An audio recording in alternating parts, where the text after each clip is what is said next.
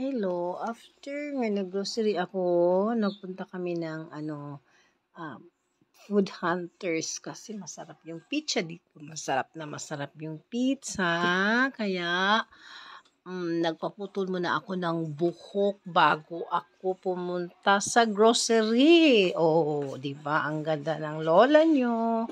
Ang ganda-ganda kasi kumain kami. May nag-imbita sa amin dito sa pinakamasarap na pizza ng Bohol. So, ayan po, nagpunta ako doon sa may isang restaurant dito sa Dawes kasi long table talaga kami dito, no po. Ayan ang ganap sa amin. Maganda yung aking buhok. Ano po, salamat po sa naggupit. At ako naman ay talagang very happy kasi mas lalo akong gumanda. No? Salamat po ng marami ng aking nag-invite tsaka yung nag-cut ng aking hair. But before that, so wala pa nag-cut, nagpunta ako ng grocery. Pumunta ako ng grocery kasi nga nagbayad ako ng PO kasi nga it's a cut-off day ngayon. Kaya ako ay nagbabayad sa aking PO. Umakyat ako sa taas kasi tine-check ko kung sino yung hindi pa nakabayad, no? Kasi baka hindi sila nagbayad sa aking hindi pwedeng hindi sila makabayad. Kaya yon ako doon. At salamat naman ay yung iba ay nakabayad. Yung iba naman ay hindi. Diyos ko naman.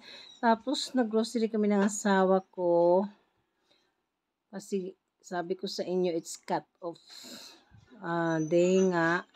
Pag kukuha ka ngayon, kunyari cut off ngayon, tapos kukuha ka ng grocery, magbabayad ka sa kinuha mo sa next month pa. So mataas pa yung araw na makaipon ka pa. So, I think, 1 month. 1 month po. So, ayan. Ang dami naming binili. Nagbili kami para isang grocery na lang para hindi kami makaano. Kasi yung bahay nga namin is malayo doon sa namin sa city. I think 14 kilometers kami yung bahay namin away from the city. So, yan po. Nag-grocery kami. Ang dami kong ng mga binili ng mga basic needs kasi kailangan talaga. Kaya, yun ang namin. So, salamat po Panginoon at kami ay binigyan ng biyaya na malakas ng katawan na makatrabaho at saka makapili ng mga kailangan namin sa araw-araw. So, yan lang naman po ang tanging importante sa buhay, yung makabili ng mga grocery. Yan. Tsaka salamat po sa lahat. Yan po. Tingnan nyo kung magkano binayaran ko. Price reveal. Oh, thank you.